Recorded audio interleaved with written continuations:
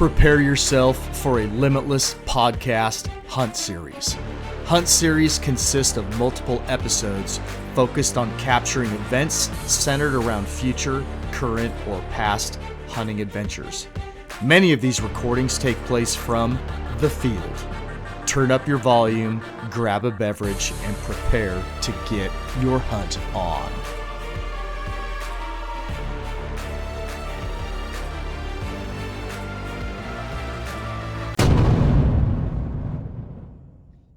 Hey everyone, Aaron with LIMB-itless podcast. We are here recording part 2 of Hunt Series with Michael Sims and his first spring bear adventure up into Idaho.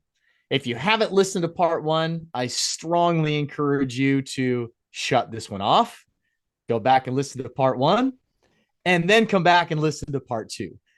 But they're both going to be quality. So I do need to give some recognition to the show sponsors. I have neglected sharing the actual codes for the last couple of episodes. So I'm going to go ahead and throw those codes out during this episode. So Hunting Day Coffee, their website, LIMB-itless10 will get you 10% off your order at Hunting Day Coffee. Phelps Game Calls, LIMB-itless20. Right now, that's a one-time code, so spend it wisely. On Point Adventure Foods, LIMB-itless10. That's a 10% discount. Perpetual code. Get on their website. They have incredible freeze-dried backpacking food. In fact, they just came out with freeze-dried pickles. I'm so excited to try them. That's going to be like Michael, your wife, being a adventure athlete and triathlete.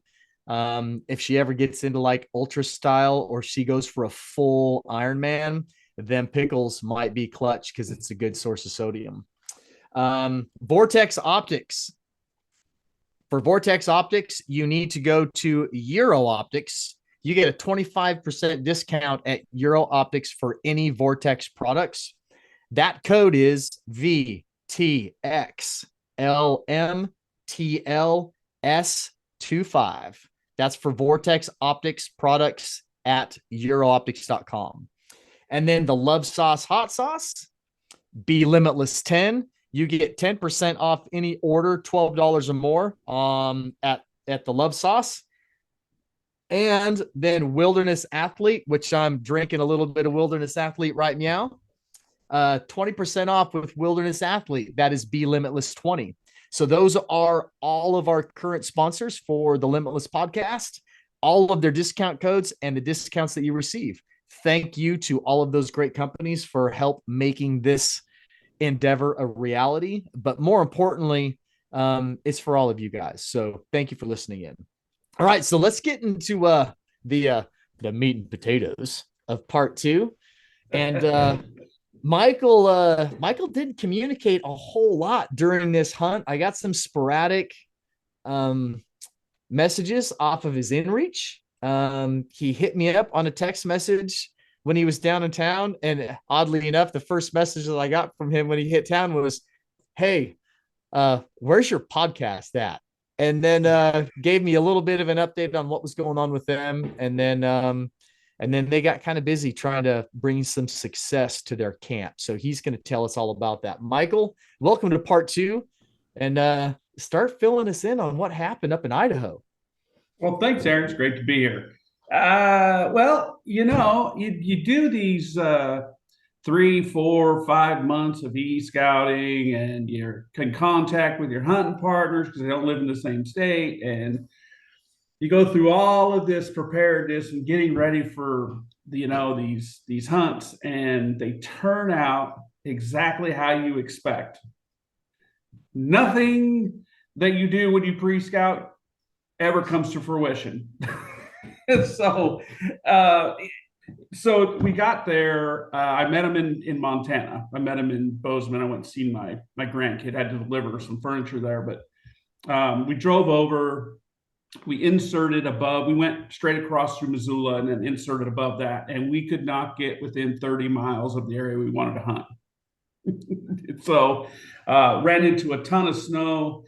I was looking at my GPS, and we were coming up nothing on the main roads. It was all on the backcountry roads, which was what I was kind of worried about. And I was looking at my GPS, said left turn in 29 miles, and the snow was halfway up my tires, and it was crunching, and both trucks were shaking trying to get through this stuff. Wow. And yeah, so we decided, well, let's go insert from the Idaho on the below side through Lolo Pass, because we actually were going to insert above Lolo Pass and come in. And we got down below, and we drove up to a road that was supposed to be open, and it was not open. It was the only road that we could insert into that area. So we were still 30 miles away from the area we wanted to hunt. That's a hike. It was a hike. So we got there late in the afternoon. So we decided to pitch our tents right there at the gate, and then we were going to hike back in. We seen some areas that we could actually glass, we thought, and we because I'm DAV through their non-resident DAV program, my tags are not restricted, but John's and Kelly's were. They bought the reduced tags, which now we find out why they're the reduced tags, because nobody in their right mind wants to hunt there because it's so rugged. So we stayed the night there at the camp head or at the road, and then in the morning we got under load and we started hiking back up in there. We got probably 2 or 3 miles in there. Roads were pretty good, and then we started running into the snow on the roads. And then it got to be a half a foot, and then it got to be a foot, and then it got to be 2 foot, and then it got to be 2.5 feet. and we were 12.5 miles under load in the snow. And I finally looked at John and went, look, I really don't think that by the time we get around the other side of this mountain that it's going to be any different than it is here. So and most of the way up, the sides of the road and the timber and stuff was clear. Like you could hunt in that if you wanted to, but the roads just trying to access were, I wouldn't say impossible, but they were extremely difficult to get in there. So I said, look, you guys can go and look at this, see if this clear cut's worth it, because they still had like 4 miles to go to get back in to see if this clear cut was even clear. And I went down the road, and I was like, look, there's another road. Let me go up that valley. So I hiked all the way back down, went up the valley, and same thing, lots of snow. We were completely wore out trying to trudge through this slushy, half frozen, halfway up your knee snow. So we all kind of got back together, went back down to the road, and we ended up heading south to try and get into it. And we were at, what were we at, 5,000 feet, 5,200 feet. So we headed for another unit, 10A, and we went into 10A. And the big problem we were running into is we just could not find good places to glass, to be able to access the glass that had, snow lines and such. So we went into 10A and we hunted all afternoon. We're just trying to find somewhere, because you look at Onyx, right? You don't know when the pictures were taken. You don't know when the flyover was. So if there was a clear cut there, it could have been 4 years ago, and it's completely grown over and you can't see a darn thing. So we came back to the truck and we did some looking on the inReach, and we were trying to find these areas down Lolo Pass, because people literally hunt off of Lolo Pass, off the main highway. They just look up in these big burns and these things, and then they see something, then they cross and go up after them. So that was kind of what we were kind of going to look at doing for the rest of the day. And so we started looking at some other areas, and I think we looked at 16, and it looked like there was a bunch of fresh logging going on in there. And it was at about 3,000 feet. So we knew that snow shouldn't be a problem. So in order for them to get into 16, they had to go into town, because he had to buy the upgraded tags in order to get in. I think it was 16. Anyway, he had to buy the upgraded tags for whatever unit we're going into. I don't remember if it was 16 or not, but anyway, it's irrelevant. So when we got into town to buy the tags, the lady couldn't figure out how to use her machine at the local grocery store at Clearwater, Idaho. There's one street, 8 buildings. So we ended up saying, well, you know what? It's getting dark. Let's just get a hotel tonight. Let's just sleep in a good bed, and then we'll get up in the morning. We'll go to the sporting goods store when it opens, grab your tags, and then we'll head into this area. So luckily we did that. because that night it rained for 14 hours. I mean, not just drizzle, it downpoured and it was lightning and just, it was a mess. And I was like, oh, thank God I ain't laying out in that with my new floorless tent. So, yeah, so we did that. We got up in the morning and he went and got the tags, the stuff that he needed. And we went up in this area. It was a great area. It was beautiful. I mean, there was plenty of areas for us to glass and do all that. Uh, we didn't end up seeing anything for 5 days. We didn't pack in, unfortunately. There was so many roads in there. There was just nowhere to pack in. But it was the most feasible place that we could find without actually, going and pre-scouting to see if there was clear cuts or if there was burns that you could class and so forth. But I did see a sow and a cub in the middle of the afternoon. That was the only bears we seen. We didn't see any sign whatsoever in the area, although there were bears in the area. We saw lots of elk. We saw, man, I wish I would. I don't know why I didn't buy a turkey tag, but we probably seen 800 turkeys. They were on every corner, in every spot. They were just gobbling behind the tent, and it was awesome, and it was a great trip. Got to still pitch my Rincon with my stove, so got to use all the equipment. Just didn't get to hike back in and go for bear just because it's just first year out. Next year when we go, we'll be a lot more prepared, and we'll go probably 3 weeks later. I think okay. we just came a little too early, and the snow just was still there, and we just couldn't get back in those areas where we wanted to. So, but what we did find out is the last night we were there, we went into town to get a hotel to kind of get our stuff, because they had a 31-hour drive back to Michigan, and I had an 18-hour drive back down here to California. And so we went into a local bar, because I tell John, I was like, look, you got to talk to people. You in order to get information, you just got to talk to people. And John and Kelly were both not very, I don't want to say they're not assertive, but they're not like me. Like, I go talk to strangers and, hey, where's the bear at? Hey, where's this at? Hey, blah, blah, blah. I'm trying to collect information, whatever you can get. And we went that night, and there was a lady bartender behind this bar, and we started chit-chatting, and she's, why you guys here? We're bear hunting and blah, blah, blah. And I was like, do you know where the bear at? She goes, hell yeah, I know where the bear's at. She's a bear hunter. Oh, really? Yeah, nice. She's a bear hunter. Yeah. So John pulled out his phone. He's like, well, we're probably thinking about coming back next year. Could you give us some ideas where to start? And she just started dropping pins all on his onyx and going, yeah, you go up here, look here, they're here. She said, look, you guys are just like 2 weeks too early. She said a lot of the bears are still down in the ag fields on private land. They haven't moved up yet. So which kind of boggled me, because I thought the bears, as hunters, we always think we have to go as high as we can get and hunt down. And she made it sound like, no, these bears here are low and then they go up. So I guess it's them eating the ag fields or working that fresh grass and all that stuff during the wintertime, like I guess like elk do, obviously, head down to the wintering fields. But other than that, it was an awesome experience. We had a lot of fun, and getting to know Kelly and John was fantastic. Sitting around the fire, chatting with those guys and hunting with them and pushing through the woods. It was a real good time. We had a great time. Excellent. Well, one of the key things is, and this is for something, the value that listeners should take out of this is, one, it's like maintaining a positive attitude, but also being flexible.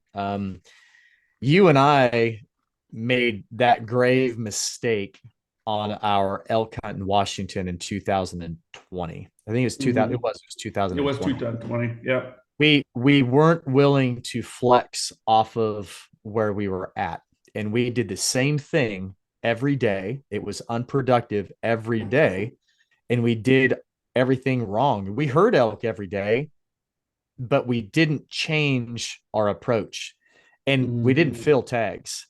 And so for you guys to do all of that legwork and then to get there and say, well, let's go ahead and erase that whiteboard because obviously all of our prep work is not applicable now. Mm-hmm. And to start adjusting, great. That was a great effort. The disappointing part is you didn't get to do any backcountry, but that Yeah. same flexibility applies, right? There's some areas where you're far better off packing in, and then there's going to be times when you need to just camp on the side of the road and be incredibly mobile.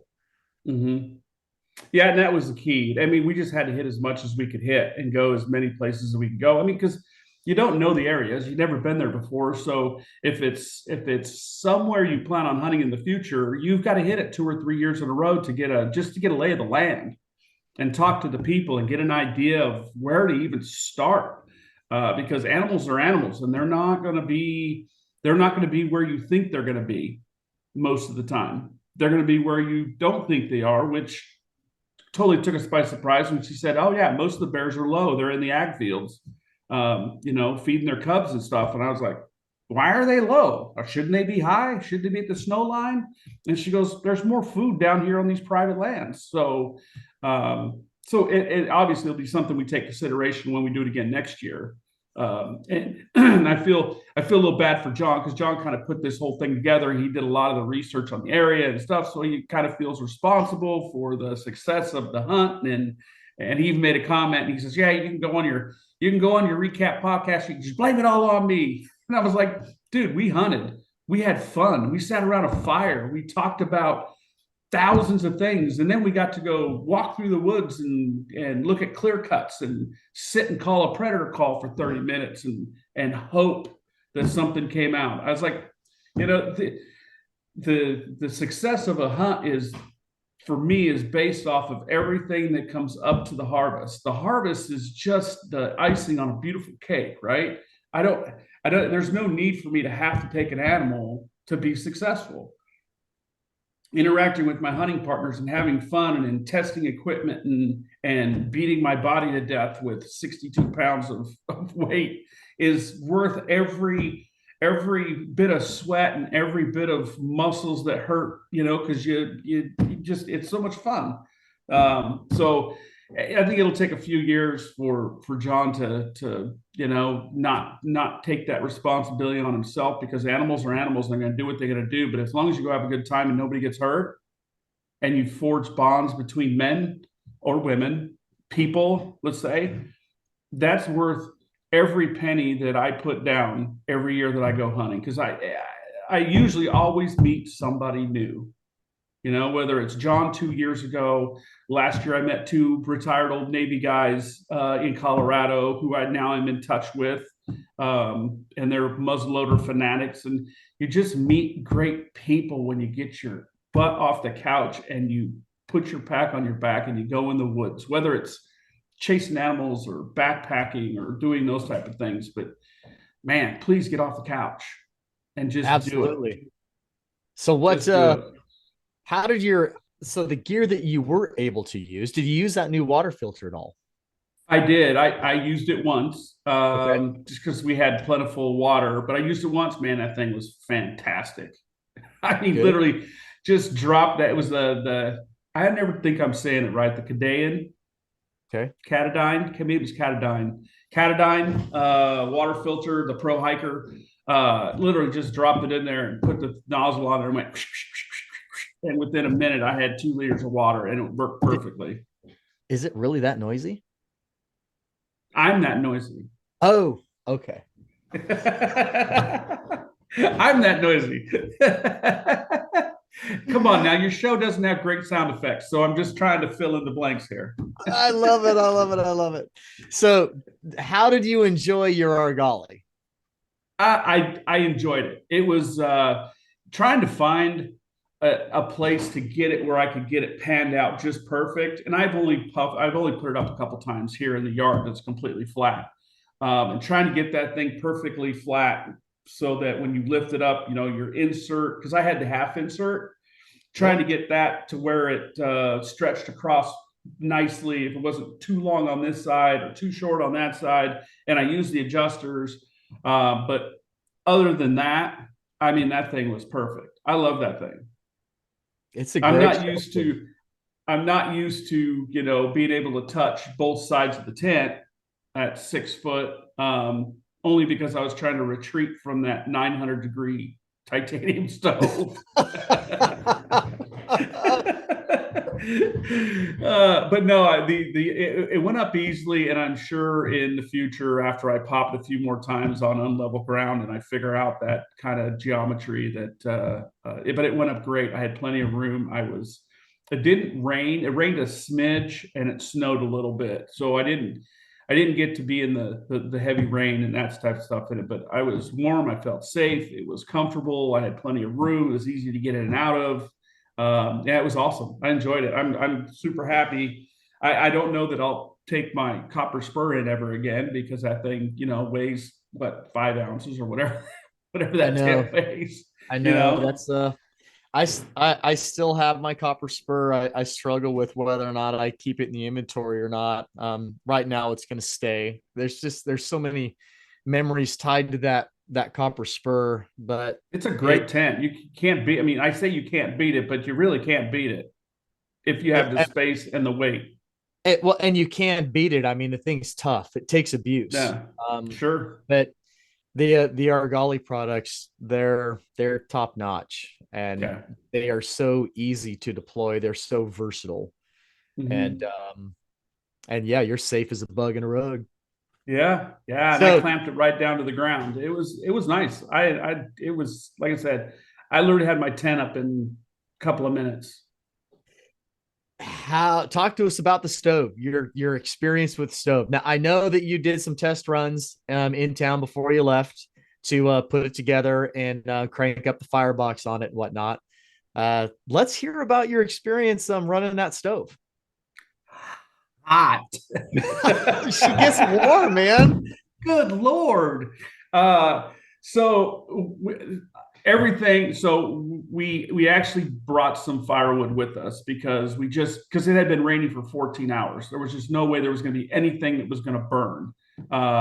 Be able to get started. So we brought a little wood. We cut up and we had some kindling and stuff. So we had great fire starter to start with. But another product I did use that I really, really liked was Pyro Putty. I bought their summer blend, their winter blend, and their spring blend. And the ability for me in the middle of the night to reach over, grab that pack, and pull out a quarter-size piece and grab a little wad of toilet paper and slide it in there and put that on top and put a couple pieces of wood on it and then hit it with a torch, boom, and it took right off. That Pyro Putty was phenomenal. It was awesome. I really liked it. But yeah, so I had to get wet wood and put it in there. I mean, because that thing, when I first lit it off, I obviously put way too much wood in it, and the sides were red. The whole pipe all the way up to the top of the tent was red, and it looked like a flamethrower out the top. And I could not retreat far enough away from that stove. I was so hot, but it took me a couple of nights, and I finally figured out how much wood I needed in there. And it only burns for an hour or so, hour and a half, and then you have to restoke it. If when you wake up, if you're shivering, it Yep. literally took me 2 minutes to get something lit, throw a couple of things in there, and then close off play with the airflow. And but other than that, I mean, I love that thing. It was awesome. It's a good piece of kit. Yeah. And it's And light and it's easy to put together and it's easy to put in there.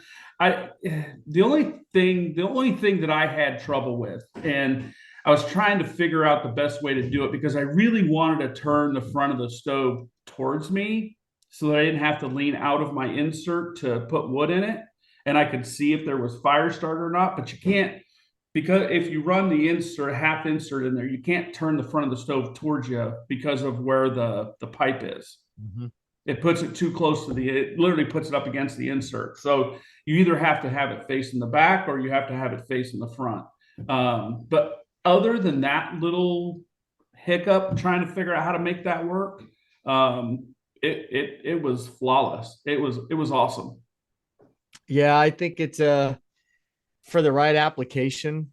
it's a good option. It definitely brings a level of comfort into your shelter. And if you need to dry your stuff out, you can. So it'll dry some stuff out. Yeah, It'll dry some stuff out. it Uh, certainly will. yeah.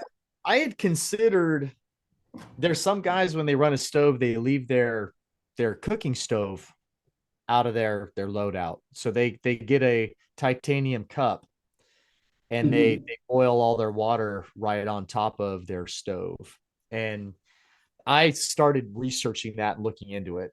And I ended up changing my mind. And the reason why I did that is when I started looking at knowing knowing how far I'll push the envelope at times. When I get back to camp, I don't want to worry about waiting until I have a fire going and then boiling water on the stove and then eating my meal. It's so convenient to be, and I also like to be able to fire up my stove midday wherever I'm at. Mhm. Yep. And and obviously if you leave your, I use jet boil, so if I leave my jet boil at home and I'm going to cook strictly off of my skyline stove in the shelter, well, now I don't have a stove with me throughout the day. Mhm. And so I ended up foregoing the idea of just using my titanium stove as my heat source and my cooking source. Mhm. So I carry both. And there's a lot of folks out there that are like, well, dude, you're just carrying extra weight. And I'm like, well, I'm the one carrying it. So mind your own business. It's that's I'm carrying some convenience. yes, that's Mhm. why this prosthetic I'm wearing it's a man's prosthetic. I can carry weight. Yeah, So I don't. and I thought the same thing too. Why am I carrying my jet boil if I have this stove and I can get heat? But and then I'm like, man, it's the same as you. What if I want something in the middle of the afternoon, and I'm on my way in, or I'm out and about, and I just want some noodles or some warm water with lemon or something? When you can break out just your stove, or your stove's gonna be back at camp, and yeah, I think I'm going to change my jet boil though. I'm going to go from the flash to the shorter one because I don't ever use any more than 2 cups of water for So anything. when you say the shorter one, are you looking at the mini mo, or No, I don't remember what the name of it is, but it's like the cup part of it's like half the size of the flash. okay? Yeah, and it just to cut a little bit of weight, and so it's not so tall in my pack, and uh, you know, ounces create pounds, and pounds create pain, and that is no joke. Yeah. No, it Yeah. for me, from the thing that I'm looking at more now than weight is space. Not that I want Hmm. more space in my pack to put more stuff in, but I'm finding that if you're desiring longer trips, the real estate inside your pack is priceless. Hmm. You can't unless you go purchase a larger pack. And I already have a 6,000 cubic inch pack. I mean, that's a lot of room. So I start looking at, okay, what gear can I trim down on and or replace with something smaller? So like the Argali, the Rincon was a great option. Hmm. That shelter is smaller and lighter than the Copper Spur. I don't carry an Algene bottle. I have a compression bag with a it has like a valve system in it, so I can compress my quilt down to like something it's smaller than the size of a cantaloupe. Yeah. um, I start compressing everything down. I'm even looking at, I use a lot of dry bags in my loadout. That way I know things are I'm not a big fan of compartmentalizing everything in my pack, because if you have all those different separate containers, then you have wasted space around them. Mhm. But things that I want to keep dry during my trip for not only comfort but also safety. Like I always try to have my puffy jacket in a dry bag, because I know that I can get that dry puffy underneath my rain jacket, and I can rewarm myself, and then I can also dry it. It'll pull the moisture out of my merino base layer, and then it dries out, and then now I have Mhm. dry clothes again. So I always try to keep that puffy jacket in a dry bag. I keep my sleeping system in a dry bag. And then I typically have one more dry bag. And what I'm considering doing is getting one large dry bag, like an Ultrasil dry bag that I can fit inside the bottom portion of the main container of my pack. And then I can put all those sensitive things outside a quilt. If you don't compress a quilt down, she's just too big. I mean, when they expand, they take up a lot of room. So the quilt will always be inside that compression bag, but everything else, I'm thinking about using one large Ultrasil bag inside my pack. Some guys just use plastic bags, like they'll use Mhm. a heavy bag liner. That's basically what I'm going to do. And then rather than try to truly seal them up, which you always capture air inside of those dry bags, which Mhm. take up volume in your pack. Um, I'm just gonna I'm just gonna put all of those those critical items. Non-essential, essential. Yep, put them in Yeah. there, and then loosely roll the top over, and then push everything down at the bottom, so that it's still going to have a moisture barrier, Mhm. and but it's going to allow the air to compress out of it, and then I can pile everything else on top of it. And I think that's going to save some real estate inside my bag. I Yeah. haven't, Michael. The only two jet boils that I've looked at is the Flash and the Mini Mo. I'm kind of curious as to what's Yeah. which model that you're looking at. I almost switched to the Mini Mo because especially when you're out hunting, if it's grouse season and you smack a grouse, it's not, I mean, you can cook a grouse breast in your jet boil, the Flash, but the Mhm. Minimo allows you to literally pan fry meat. So it's called the stash, The stash. the Jet Boil Stash Stove System. Jet boil stash. I'm going to check that out because I will often boil 2 cups of water at a time. Mhm. Yeah. If, Well, you if I guys have, drink coffee and such. I do not. And so most of my stuff that I'm boiling is for my meals.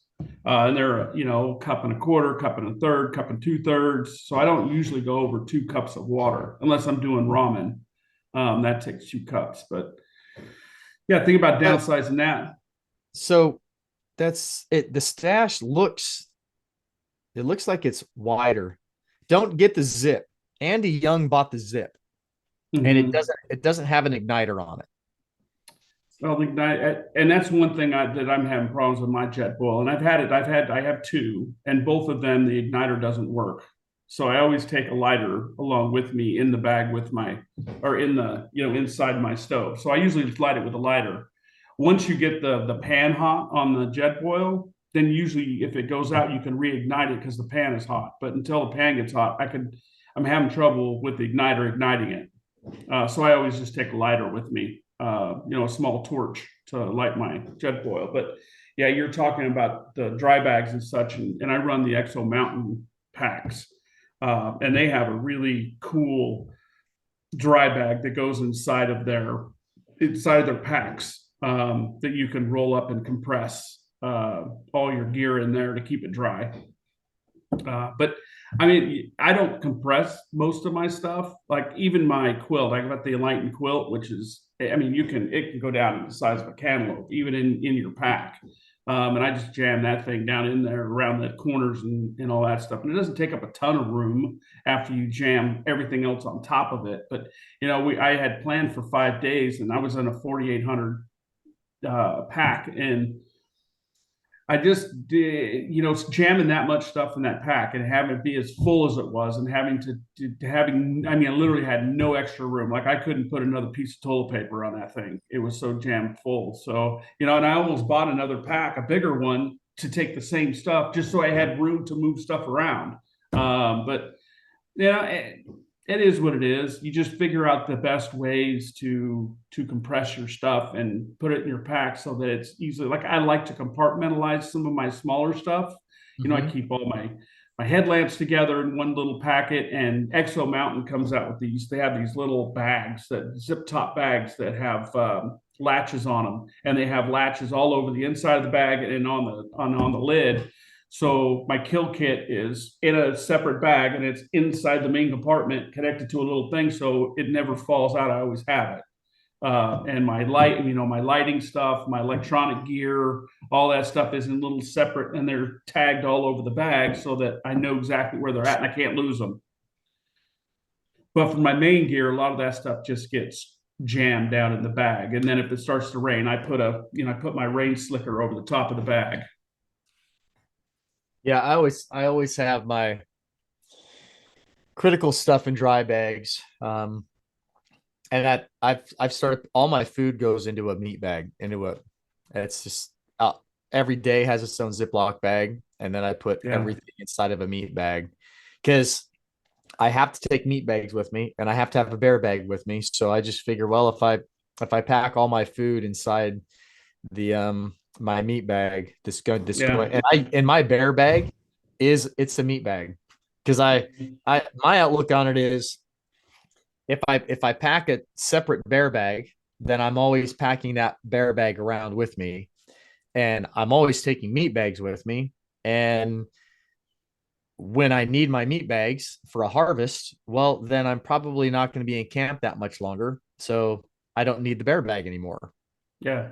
Well, and So most of your gear can be utilized for two or three or four different things. It's just the limit is your imagination on correct, what you need use for, the things that you take with you. And and the more you can triple utilize something, the less you have to carry. that's correct. If you if Yeah. you if you can get multiple items that are multiple use, then you're reducing the amount of items that you're taking. Yeah. 100%. Yeah. And then the other thing too is, we always call them bear bags, but realistically, they're really not just for bear. And more often than not, they're not for bear. They're for the other little rodents. And that's so this the first time that I've ever had activity at a bear bag was in West Virginia a month ago with East Coast Nick. And I've always pulled my bear bag, all the way up against a limb. And not that it matters because, a squirrel, a chipmunk, a rat, a mouse, a small You're animal, gonna they find a way. they can run up and down parachute cord. Mm-hmm. But they this whatever this critter was, it it got onto the bear bag and went all the way down to the bottom corner of the bag. It's on the outside of the bag, chewed a hole through my meat bag, and then chewed. And Nick had his stuff inside of a small stuff sack. And so Mm-hmm. when he would access the bear bag, he would open up my bear bag and then pull his bag out. But Yeah. it chewed a hole through mine into his and started eating on his food. And then Poor this Nick. clown, it's like we always preach about not having food in the tent. Don't have food in your shelter. All right. He took like a night snack or something into his shelter with him and didn't eat it all, or he had left a bag of peanuts or something inside of his pack, and his pack was inside his vestibule. And he was awoke in the middle of the night with some type of a critter running all over inside of his tent, trying to, and then it actually found his sack of nuts Yeah. and started. And so now the critter's having a midnight snack. And Yeah. yeah, he had to get up and get rid of that scenario because I'm trying to think of there was a movie that came out, I want to say it was either the late 70s or early 80s. Um and it was about, and it's based off of a true story. It's a great movie, and the title's going to come to me here in a minute. But it's about the guy that goes up into Alaska to do the study on wolves. And he's he's camped out, and he's down in like a marsh area, a tundra area, and he's got this Mm-hmm. really nice camp all set up. And the mice get into his camp. And through this movie, he's like cooking and eating mice because he's running out of food and stuff. So he's eating, he's a scientist. So he's got beakers and all these things, and he's making, mouse and gravy, like all this stuff. Yeah, it's a great movie. So when Nick, that we got up in the morning and we're having coffee and whatnot, he's telling me about what happened. I'm just laughing and I'm thinking about this movie because that's one of the scenes in the movie. Yeah, just things you have to learn on your own, right? Don't take food into your tent, but they always take food in their tent. Yeah. I will admit that I do roll the dice on occasion. If I know the weather's going to be super foul the following morning, sometimes I'll sneak my overnight oats into the bag and into my shelter, and I'll have my coffee system all set up so that when I wake up in the morning, I can have coffee and breakfast without having to crawl out of the shelter. But you know, I don't worry about the bear so much with that as I do knowing I'm rolling the dice to have mice or chipmunks or something inside my shelter. That's Yeah, really and what's it's bad in Montana, especially in November. When Dave and I set our big camp, the field mice are, I mean, they are thick and they get up into your motor and they eat all the, because Dodge trucks have battery blankets to keep the batteries warm. And they'll eat those things and steal it, and it'll look like a darn afro when you open up the hood of your truck. I mean, it's everywhere. So neither one of my trucks has a good blanket on it but they get into the tent. I mean, when you have a large camp like that, I mean, it's 16 by 24 or something, with a cook tent off the front. You just deal with mice because when it snows, the only place they want to be is in your warm tent. So you're just trying to keep everything in tubs, or you just eat what they eat after they've eaten it.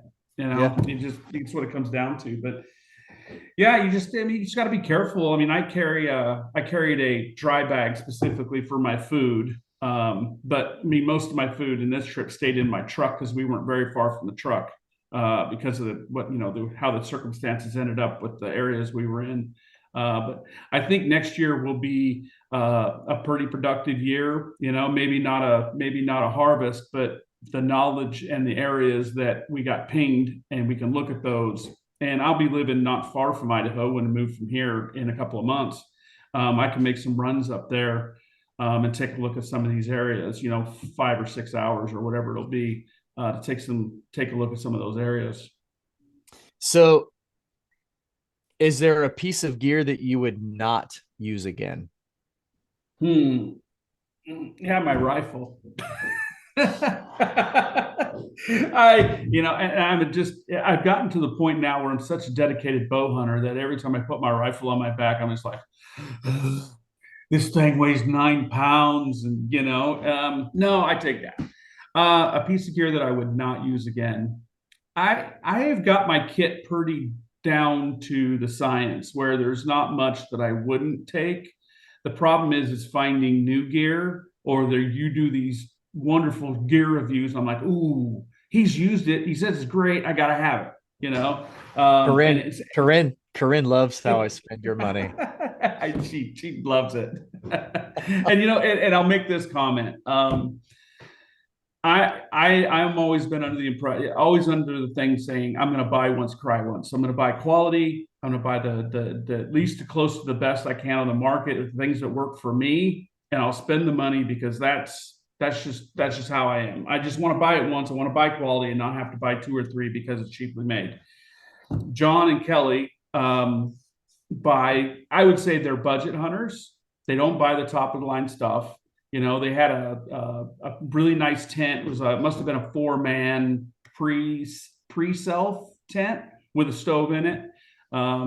And they just don't buy the most, because they just don't buy the most expensive stuff. But I'll tell you that everything they brought worked just as well, if not better, than the stuff I had. So it doesn't take a ton of money to take your behind into the woods. Buy what works, see what works. It doesn't cost that. It doesn't have to cost you $10,000 to go hunting every year, and just get out in the woods and enjoy it. He called me Mr. Gear. He said, if you want to know about gear, talk to this guy, because, but that's my personality. I just buy the stuff that I can, the best of the best, just so I ain't got to buy it twice. But all their gear worked just as good as mine. There was really no different. And so it doesn't take a lot of money to do this, other than the tags are getting more expensive every year. The biggest difference is, the gear that's more affordable, it might weigh more. It may not last as Mm-hmm. long. Well, and that's the It, key. it may Yeah. not keep you as dry as long, right? But what it does do is it gets you out of your house and it gets you on an adventure. That's the most Mm-hmm. important part. And Yeah. and we're both saying the same things here. But if you're at home and every year you say, when I draw that elk tag, when I have the right gear, when I can afford this particular quilt, or man, I don't want to do this until I have this particular item. All you're doing is foregoing opportunity Mm-hmm. and delaying a great experience, potentially a lifetime experience. Take what you have at the time and just go enjoy it. Uh, Maybe you find that you don't like it, and now you've saved all of that time and dreaming and prepping and money and buying stuff that you didn't need, when you could have gone out and given it a shot and realized that, wow, this really isn't for me. Yeah. I mean, if you look over your lifetime, from when you're a child till you get too old to do this, you really, if you break it down, you only have 30 or 40 hunts in your lifetime. It's not a lot when you look at it in the grand scheme of things. I sit back all the time and I think, golly, I've got to get out there this year because I only have like 20 more hunts left in me, and that scares me because I live to hunt. I love to be in the woods and I love to do those things. And when you really pull it in perspective and go, oh crap, I think I only got like 20 hunts left in me, before I'm not going to be able to do this anymore. Whatever it is, 20 or 30. But over your lifetime, and it's not like you can do it, you know, 20 times a year. You only have a couple of opportunities depending on what your specialty is, whether it's turkeys or bear. I think I'm going to just go turkey hunting at some point, and because those turkeys were phenomenal, they were awesome. They were everywhere. It gets Let me share a little story with you though. When we went up there, so share we're share. we're sitting at camp, and it's the day before. It was the day that we were going to pack up and go into town because we were going to drive out the next morning. We were going to drive home the next morning, and we wanted to hunt the evening hunt there. Go into town, drop our stuff off because we were only like 45 minutes from the hunting area. So anyway, so this guy pulls up with a piggyback camper like I have, and we start chit-chatting with him, and we were literally sitting in a really phenomenal spot. And I was like, John's like, yeah, don't tell him that we're leaving because we don't want him to park here because we want to come back and hunt. So the first thing I asked the guy, I said, what are you hunting? He's like, I'm hunting turkey. And I went, is it turkey season? He's like, yeah, it opens tomorrow morning. And I'm like, holy crap. I was like, you ain't gonna have nothing to worry about because there's 5,000 turkeys running around here. He's like, oh, I know. I grew up, I'm up from Boise, but I grew up and I've hunted this area my whole life. So anyway, long story short, John takes off and does some hunting, and I was back at camp doing some stuff, and this guy takes off and I see him go. He says, I'm gonna walk down the road and call some turkey. So he was calling, and John says, hey, come pick me up in an hour and a half. So I had done some glassing out behind the camp. From where we were sitting, we could see probably 8 hunting areas that we could actually get to hunt bear. So I sat up there with my Vortex gear and on my little Helios chair, and I was glassing. Anyway, so when I got done, I was like, all right, I got to pick up John. So I went all the way to the bottom, and I passed this guy walking on the road when I was going in. He's like, yeah, he said, I heard a turkey down here gobbling, so I'm going to go in after him. I was like, well, we're going to be in and out of here real quick. I'm going to pick John and him up, and we'll be out of here. So we went to the bottom, picked John up, came back, and as we're coming back around a corner, John and Kelly are sitting in the bed of the truck, and I'm driving around the corner, and I'm trying to not to go too fast, but not too slow. And I come around the corner, and I was looking off to my left, and I was hearing stuff in the bushes off to my left. So I looked up, and all of a sudden, boom! I heard this shotgun go off, and just as I looked up, he is standing on the side of the road, has his shotgun up, And as soon as I looked up, it went boom. And I grabbed the steering wheel. I was like, holy crap. And I look, and there's this big Tom just right on the side of the road flopping around. I was like, wow, did that just happen? So he came around the corner, and I was like, and he had this beautiful Tom. I was like, hey, you want to ride all the way back up the hill? He says, hell yeah, I do. So, I mean, it was awesome. And he had 2 tags. So he was going to go back out and fill the second tag. But I mean, it scared the petunias out of me. I seen John and Kelly about jump out of the bed of the truck when the shotgun went off. But it was a beautiful bird, and the guy was super nice. And he's like, yeah, he said, if you want turkeys, this is the place to come. He said, they're everywhere. Yeah. But yeah, it scared the bejeebus out of me when he shot that shotgun right off the side of the road. I didn't even see him. You guys hearing a lot of gobbles? All day, all night. I mean, not all night, but all day. Yeah, you would shut a car door, gobble, gobble, gobble, gobble. You would be talking too loud, gobble, gobble, gobble, gobble. They were everywhere. They were thick everywhere. They are so much fun. Yeah. And that kind of, it just takes something like that for me to go, God, I really want to do that. Like, I really want to get a turkey now.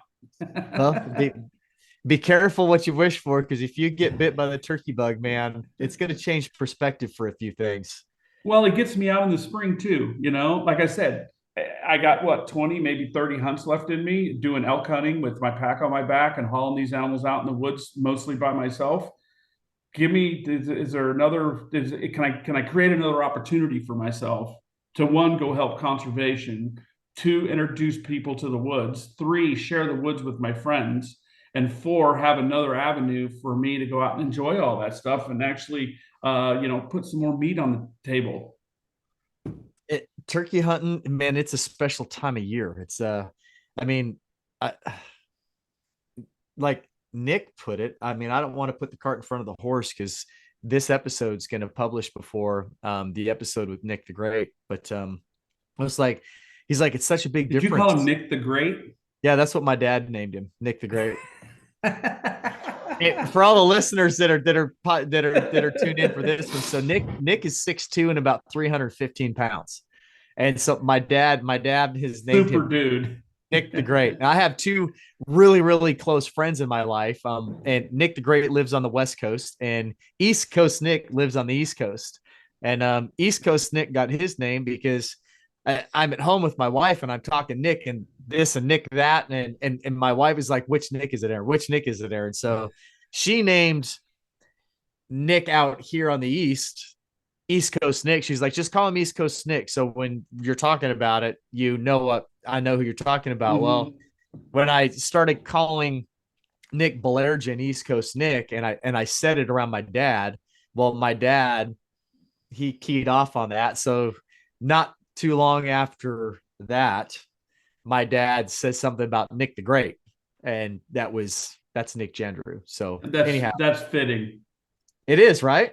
Yeah. But Nick the Great made the comment of, he's like, I always hunted November, December muzzleloader with my dad, and he said the wood, it's wet, it's cold, everything's asleep, there's no leaves on the ground, whatever.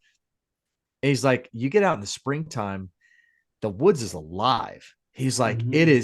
It's a completely different environment. And you talk about introducing other people to the outdoors. Turkey hunting, it's a low barrier of entry, because typically the weather's better. Mm-hmm. It's beautiful. There's so much activity. There's a good chance you're going to find drop sheds are on the ground. Depending on where you're at, you might find morels. And if you've never had morel mushrooms, oh my goodness. It's like morel mushrooms to me. I'm not a sweets guy. So when people talking about, I still remember the first time I went to the county fair and had deep fried ice cream, it was like manna from heaven.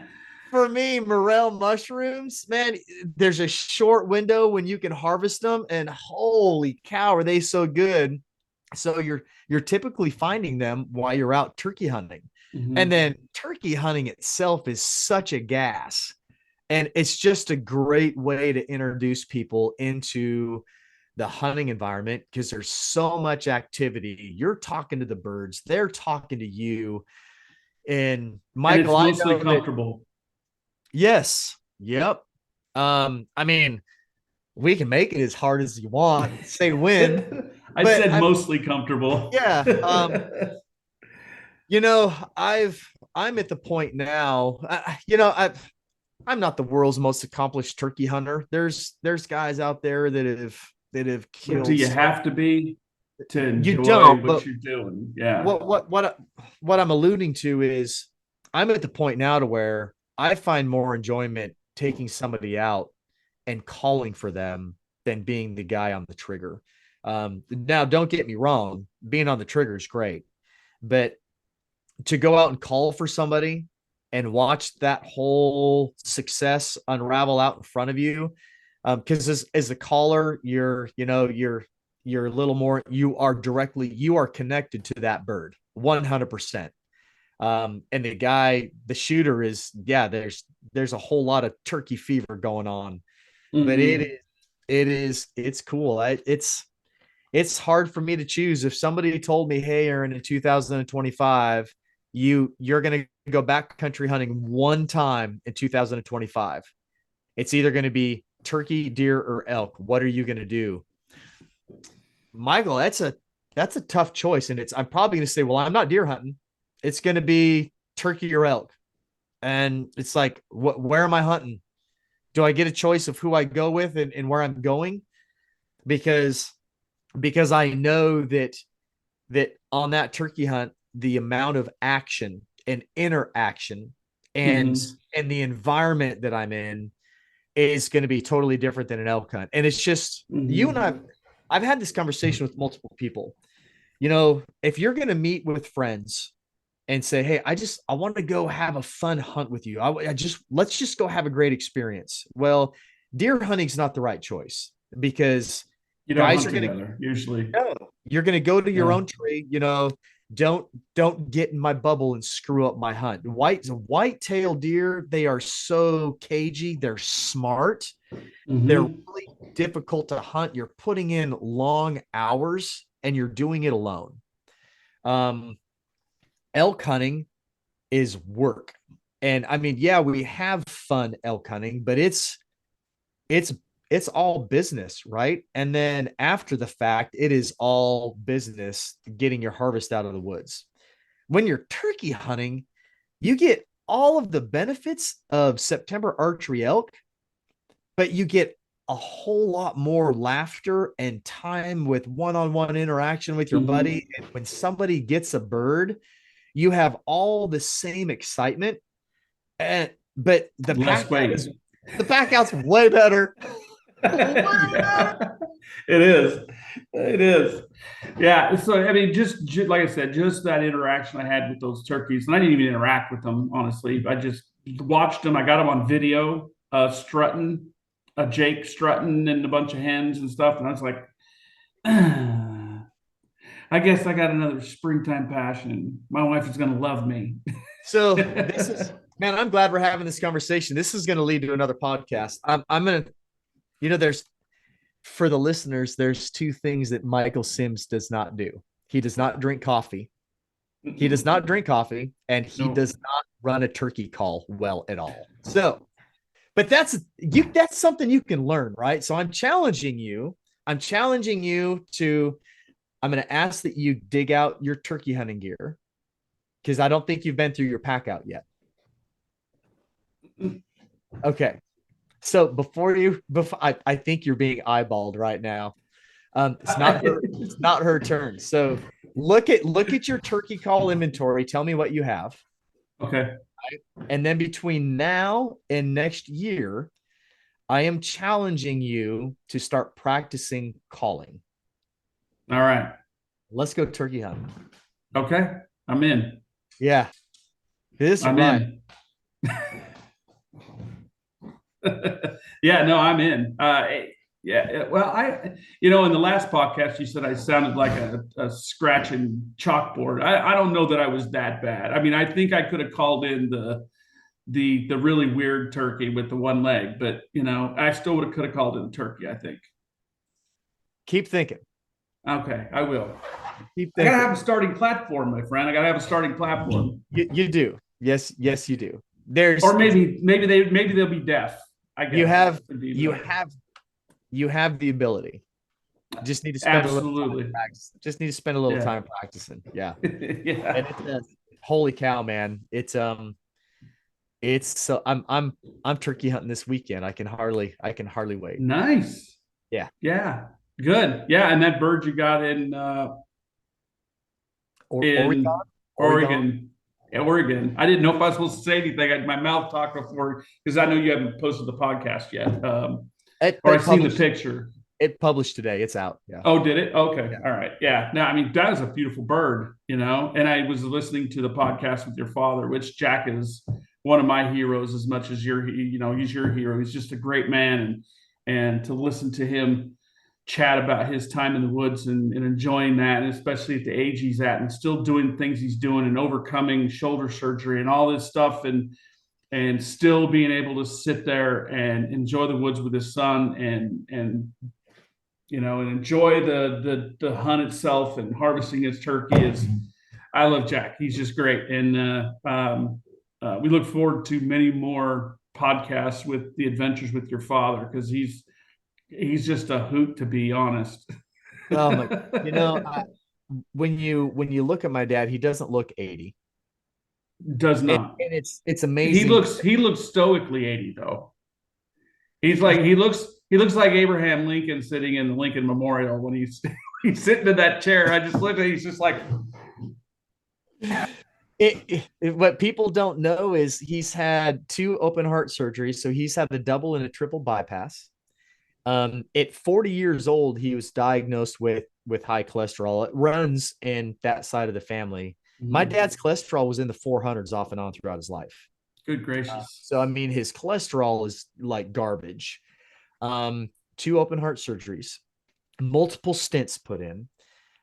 He's had vertebrae in his neck fused. He's had a major back surgery. Both knees have been repaired. Both shoulders have been replaced. And that's my dad can't hunt big game anymore other than turkey, because if he fires a rifle or a shotgun with heavy recoil, it's You're gonna going blow to that shoulder out. blow his shoulders out. So that's he's restricted now to turkey with a 410 because his 410 has roughly 12 foot-pounds of recoil, which he can handle without blowing his shoulder out. And so, I mean, it's not like he can exercise avidly every day. But when you look at him and you watch him moving, I sit back in awe because I know all the details. I know what my dad's recovered from. And for me to share that experience with him and to watch him, and, it's like I sit back and I watch my dad and just think, you are such a testament to overcoming adversity, especially physical adversity, and just telling yourself over and over and over, I'm going to keep doing this no matter how much it hurts, no matter how uncomfortable this is. I'm going to keep doing what I love until I can't do it anymore. And to watch him walk down into that draw and grab that bird and drag it, he just, bless his heart, he couldn't pick it up. He's just dragging it on the ground. and when he does it, my dad, he's never watched Breakfast Club before, but for guys our age and younger, it's a cult film. And he doesn't even realize that he did it. And when I capture that picture of him, he's dragging that bird with that fist held up over his head. He looked just like Judd's character in the Breakfast Club. That closing moment of the fist over my head, I have conquered the world. It's like, this is why I do what I do. And not because I just love it so much, but because of that man and what he instilled in me. That's why I do what I do, because of him. Sure, absolutely. Yeah. I mean, and when I seen that picture, all I could think of is, in his mind, he's just saying, I am still here. Yeah. I am still doing it. I am still doing the things that I love to do. And he's an avid fisherman too. He's always out steelhead fishing and doing all that stuff. And I hope that when I become 80 years old, that I'm going to still be able to do those things and still be able to raise my hand on either an elk or a turkey or something at that age, and be able to be mobile enough to do that. And I love your dad to death, and we've sat and chatted with him for forever, but he's got a powerhouse behind him too, and he's lucky to have you as a son, and helping him, and giving him these opportunities, and spending that time in the woods that we so love to cherish, because when they're gone, all we have is the memories. So as many memories as we can create between now and when God calls him home, that is our goal, right? Yeah. We want to spend as much time in the woods with our family and friends as we can. But yeah, no, but anyway, great episode. If you haven't seen it, it posted, I think, yesterday, the day before.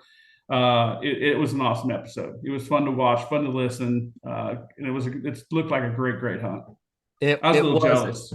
So what I want to tell you, and before we potentially wrap this up, is I know you, and if you venture down this turkey trail, so there's multiple species of birds to harvest, and I know that you're gonna fall right into the trap of, well, I've got to go get them all. So one of those, tell me I'm wrong. Tell me I'm wrong. I'm only too shy of the whitetail slam, by the way. My point exactly. I rest my case. So you do. Rio is a species that you can chase in Oregon. That's Jody Smith's specialty. Are those Rios in Idaho also, or those Merriams? So I'm not sure. I know that in Washington State, Rios are over in the Blue Mountains, which the border of Idaho and Washington runs through the Blues. So I'm not sure what all species they have in Idaho, but I do know they have Rios there. Yeah, we weren't far from the border. We were north of Boise. Okay, they're probably Rios. Yeah, easy to find out, but sure. Jody Smith is a blast. He's a lot of fun to hunt with, wicked smart. And the area that you're in, Michael, Corinne would love it. And you're 45 minutes from the coast. So you can hunt, and then once you're done and successful, you guys could go down and run around on the coast. And it's obviously the seafood's great there, and the freshwater fishing's there. And something else for you to consider is the striped bass on the Umpqua. Those are fun. Yes. And Oregon considers them an invasive fish. So there's no season and there's no limit. I heard that on the podcast. Yeah. So you could go there and you could hunt for a day. And honestly, you put camouflage on Corinne and you put a shotgun in her hand, you put her in the hot seat with the bird coming in, that girl's going to piss herself. Just maybe. Yeah. No whiskey, no whiskey required. She will get so excited. She will wet herself. Yeah. And she does. She loves that. I mean, she loves going she loves walking around the elk woods with me. She loves going to walk around the deer stand. And she did hunt for a long time, and some circumstances made it so she just doesn't hunt much anymore. She just likes to be in the woods, be my caller, which we need to practice on her bugling a lot. But yeah, she loves the woods too. Didn't we just kind of have a similar conversation? We're not circling around to the turkey calling. Because I can bugle much better than I can turkey call. I will 100% agree with that.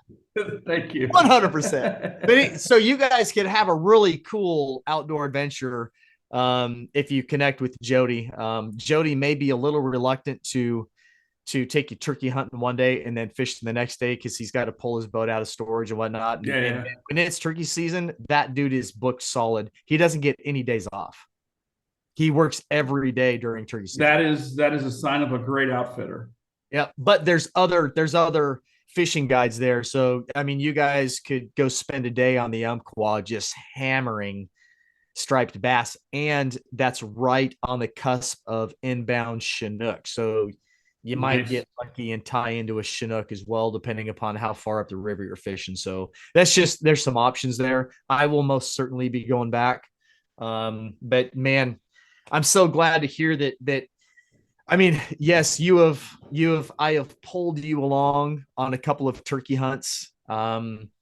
You went basically just because you wanted to hunt with me, not because you were really vested in the potential of a turkey. I'm excited to hear you starting to say, I'm thinking maybe I need to go give this a shot because man, we're gonna have some fun. It was awesome, and you took me out in the turkey woods, and I enjoyed that very much. And you're absolutely right. I wasn't that vested in the actual hunt part of it as I was to go spend some time in the woods with my best friend. But now that's changed, and you're just gonna have to give me my trigger time, my friend. Dude, I will not even carry a shotgun. I'll just go call for you. Oh, okay, all right. You don't want me to call? You No, still have no I'm faith in the way telling I you, call? that's how excited that I am. And it has nothing to do with your calling. I'm just saying that I will 100% commit to your first success. And I won't even carry a shotgun. I would just go out and call for you and ensure that we get you your first bird. Yeah, that'd be fun. That'd be I mean, fun.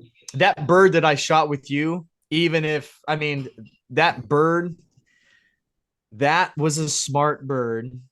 We worked that bird for 45 minutes and he started coming in. But this is a whole nother podcast. Wow, we're dragging this on. This was supposed to be a part two spring bear, and we're just rambling on at this point. About a turkey. Oh yeah, we've gone totally into turkey hunting now. Shame on me. Chastise me. Put me in Darn. the corner. Yeah, it was down in the creek bottom off to your Mhm. right. You were off to my right, and that bird came all the way around on that Just knoll over the edge. Yeah. that we were on, and then came up the power lines 45 yards off to my left. Even Yeah. if I hadn't had a shotgun, we would not have killed that bird. Hmm. They are Yeah. they're catty, man. They're smart. They're the dumbest, smartest animal in the woods. Yes. Yeah, and I am. I'm looking forward to it. And when I was in Bozeman, I went over to Sitka because I get 40% off when I go in the store there. And I seen their new turkey packs they had them displayed right there on the wall. And I was like, here we go. We have much to discuss. We do Corinne, for sure. if you ever listen to this episode, you're welcome. You know, and I'm fortunate too, because when it comes hunting season, any hunting season, she's like, see you later. Nothing gets planned between September, October, and November. No plans are made during those 3 months at all, depending on where I go and how many tags I have per year. So now we're gonna have to slide in a little bit of springtime travel. There you go. Yeah. So no, excited. It was a good, and just to recap that hunt, man, it was a great hunt. John and Kelly, John, where he's been driving for UPS for 25 years, and Kelly's a orthopedic surgeon. They're in I think Dearborn, Michigan, and super nice people, super fun. Trying to overcome all these odds and sitting around the fire just talking about all kinds of weird stuff, because we just don't talk enough when it's not hunting season. But yeah, overall, the hunt was a success. I seen a sow and a cub, and they didn't see any bear. They saw lots of elk, lots of turkey. But overall, the whole thing was a success. All the gear worked as planned, and I'm super happy with that Rincon, and I'm super happy with that stove. As soon as I figure out how to use it. Right on. Yeah. Good chat, Michael. Yes, sir. Always a good chat. Looking forward to having you on again. And who knows what we're going to talk about? Probably turkeys. Well, we could talk about turkeys. We could talk about bass. We could talk about elk. We could talk about whatever you want to talk about. We're gonna talk a lot about a lot. So right on, Yeah. man. All right. Hey, until next time, everybody. Thanks for listening in. This is Aaron with Michael Sims, Limitless Podcast. Remember those sponsors, remember those listener codes, and we will see you next time. Be limitless.